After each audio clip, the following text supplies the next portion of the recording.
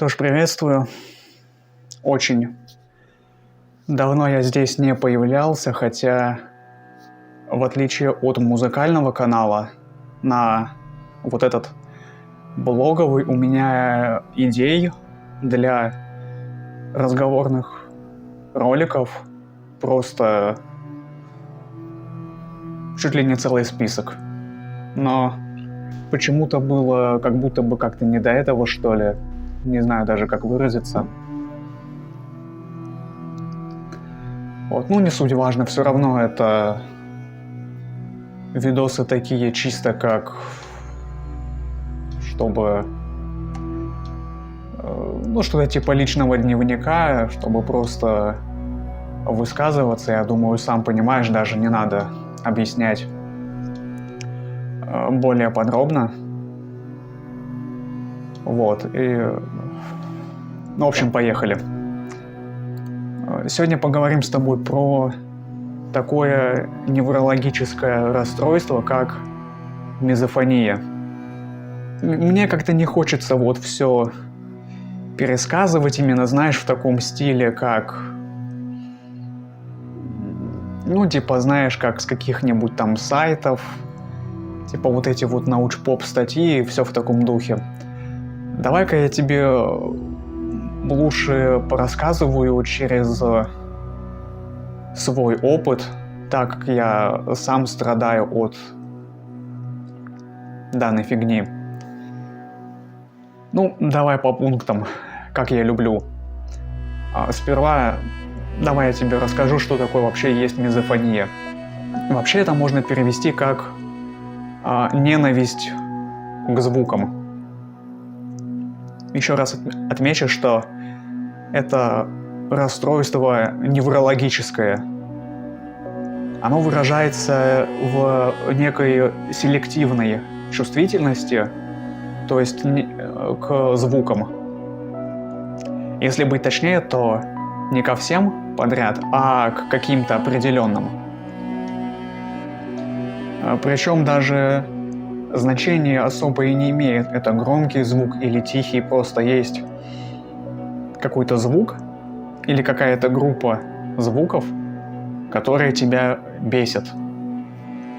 Причем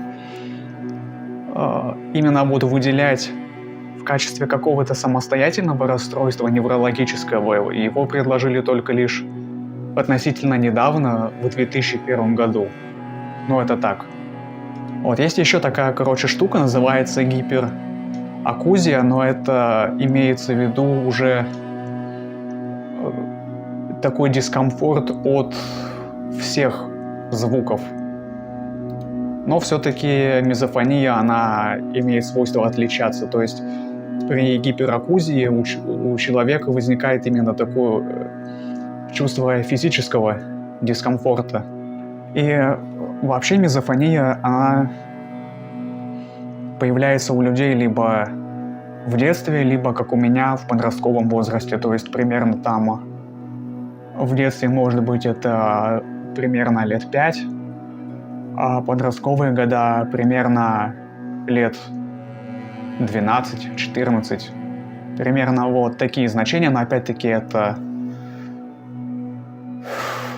штука довольно такая индивидуальная. То есть у каждого оно может в разные вообще года начать проявляться, но, как я вот только что вот выразился, либо детство, либо подростковые года. И зачастую реакция на какие-либо раздражающие звуки, это может быть какое-то небольшое отвращение, какое-то небольшое чувство дискомфорта, и заканчивая яростью, агрессией и желанием уничтожить источник вот этого неприятного звука. То есть вот эта вот степень раздражения, она условно подразделяется на какие-то уровни. То есть, ну, условно можно сделать такую, знаешь, шкалу, типа, от 1 до 10, типа, до какой степени тебя раздражает какой-то звук. То есть, взять, допустим, какой-нибудь триггер, типа, там, звук того, как смеситель протекает, одного человека с мизофонией у него будет какой-то легкий дискомфорт, у другого человека, типа меня, у него будет желание уничтожить этот смеситель. Можно поговорить о симптомах или же о признаках мизофонии. Вообще, люди, которые страдают от данного расстройства неврологического, они могут начать раздражаться или даже приходить в ярость от таких звуков, на которые обычным людям как-то, просто все равно. То есть, к примеру, там звуки употребления пищи, звуки дыхания, звуки, допустим, иногда даже как кто-то переговаривается. То есть меня, к примеру, раздражает шепот. Когда, допустим, я просыпаюсь утром, а у меня, допустим, родственники в комнате перешептываются, чтобы якобы не мешать моему сну. Но у меня и сон довольно чуткий. То, что я просыпаюсь либо от какого-то звука или движения, и у меня мизофония еще вдобавок. И вот этот вот шепот, который меня раздражает, который, по идее... То есть люди, по идее, стараются как-то быть потише, чтобы не разбудить меня, но люди не понимают то, что шепот меня раздражает. То есть бывает даже вот такое вот. И если говорить в общих чертах, то мизофония в основном связана с такими звуками, как, к примеру, плач детский. Как я уже сказал, звуки потребления пищи, то есть всякое чавканье, глотание, вот это вот прихлебывание, причмокивание всякое. Или же, к примеру, звуки, которые издают животные. То есть, например, у меня кошка, когда мы ее еще не стерилизовали, у нее периодически начиналась течка, и она, допустим, там часа в 2-3 ночи она могла начать орать истошно до такой степени, что я просыпался, я просто шел ее гонять. То есть бывало даже и такое. Или, допустим, у меня была другая кошка, которая сейчас умерла уже. Это было еще в предыдущей квартире. У меня как раз тогда еще подростковые года были. И у меня эта кошка вылизывалась так, что аж чавкала. И начинала она это делать именно посреди ночи. И меня однажды это выбесило так, что я просто взял и выкинул ее в окно. Благо мы жили на первом этаже, и как бы ничего с ней плохого не случилось. Также, допустим, есть... я не знаю, это, по-моему, один из самых редких типов звуков, которые могут раздражать. Это, допустим, звуки типа работы на клавиатуре, допустим, особенно если у тебя как у меня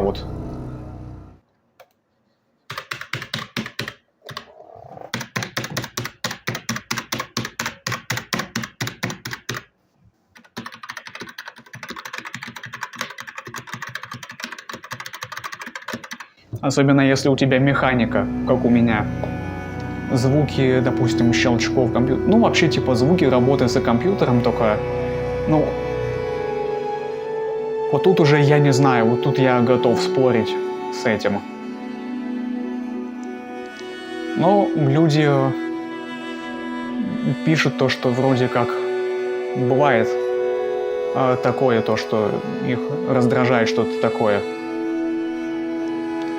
Также еще есть категория всякие типа шумы, царапания, то есть, допустим, опять-таки это можно отнести к звукам животных, типа, меня допустим, еще раздражает такой звук, когда у меня кошка начинает драть мебель. Мне просто хочется взять эти когти, просто повырывать их с мясом ей.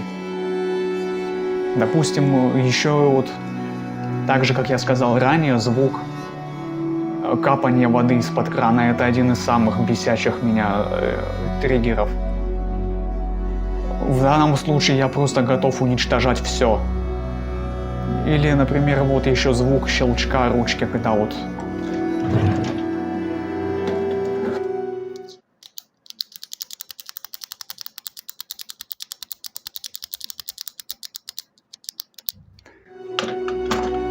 Особенно я с этим сталкивался, когда еще в школе, допустим, кто-то вот сидел на уроке и начинал ручкой щелкать. Вот это, по-моему, тоже это, по-моему, раздражает даже людей, которые мизофонией как таковой не страдают. Так, в принципе, с этим пунктом мы уже закончили.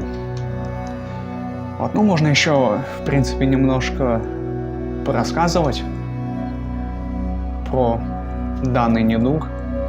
Вот, все-таки я не один такой. Есть еще много-много людей, которые также страдают от вот этой вот повышенной чувствительности к некоторым звукам. Вообще, мизофония как таковой болезнью не считается. Типа, ее даже, по-моему, до сих пор так и не внесли в какой-либо реестр всяких там болезней или расстройств, или, если, конечно, вообще есть что-то такое. Но я думаю, что-то такое имеется. Еще вот самая беда в том, что мизофония как таковая, она не лечится вообще. Да, можно, конечно, там попроходить какие-нибудь курсы психотерапии, там, еще что-нибудь там, обратиться, может, еще к каким-нибудь врачам, но на самом деле это полностью тебя не избавит, это лишь может как-то в теории облегчить твои страдания, но полностью от этого ты не избавишься. Вот в этом и вся беда. То, что мизофония это появляется у тебя, как я уже сказал, в детстве или в подростковых годах, и она остается у тебя на всю жизнь. И по сути своей, мизофоники — это люди, у которых чуть более обостренная реакция на окружающий мир. У нас просто немножко повышенная чувствительность ко всяким звукам таким, которые я уже перечислил. А на самом деле самая беда в том, что зачастую твое окружение, оно тебя не понимает. То есть, допустим, 2 с небольшим года назад, это было осенью 2020-го, у меня начал капать смеситель в ванной. Я из-за этого никак не мог нормально принять ванную, ну или помыться вообще. Меня это очень сильно раздражает. Как я заговорил ранее, когда звук капающей воды, я просто готов уничтожать все. И зачастую люди этого вообще не понимают. И в один момент у меня происходит нервный срыв. У меня просто начинается истерика такая, что я начинаю орать просто на все 5 этажей. И когда мои соседи, те еще, вызвали мне скорую и полицию, мать начала говорить врачам о том, что якобы у меня слуховые галлюцинации. Хотя я слышу и я вижу то, что у меня протекает этот смеситель. Но почему-то люди вот не хотят принимать вот это вот. То есть вот эта моя особенность, которая заключается в моей повышенной чувствительности к какой-то определенной категории звуков, она почему-то воспринимается как какой-то детский каприз. Как будто я вот капризничать начинаю, но нет. Просто у меня... Вообще у мизофоников такая, в большинстве случаев, у них реакция на такие звуки, она рефлекторная, она непроизвольная. То есть бывает даже... То есть это... Как тебе так попытаться объяснить? Это как будто бы не ты сам, это как будто твой организм так реагирует на такие звуки. То есть ты ничего с этим не сделаешь. То есть, допустим, если у меня внезапно снова начнет капать смеситель, я могу просто взять молоток и пойти его. То есть как-то вот уговаривать человека, чтобы он как-то поменял свою реакцию на какой-то звук, который его раздражает, это Ну, я не знаю, поговори со стеной, что ли, чувак. Не, серьезно, вот так вот уговаривать человека, поменять его реакцию, это... Я не знаю, каким надо быть. Ну и напоследок можно рассказать еще, что наличие подобного расстройства неврологического, как мизофония, подразумевает собой как некую предрасположенность к каким-либо музыкальным способностям, так как я уже сказал несколько раз, это повышенная чувствительность слуха. И, к примеру, если ты зайдешь на мой музыкальный канал, то ты можешь лично в этом убедиться, что люди, которые страдают от мизофонии, вполне могут стать какими-либо музыкантами или там, ну или что-то такое около музыкальное делать, как бы вполне. Ну, в принципе, все, что я хотел рассказать, я рассказал. Честно, не знаю, кому это вообще может быть интересно, но для меня эта тема такая. Я считаю, что о таких вещах говорить надо, поэтому этот ролик и существует. Что ж, давай, покедова. Может, еще увидимся.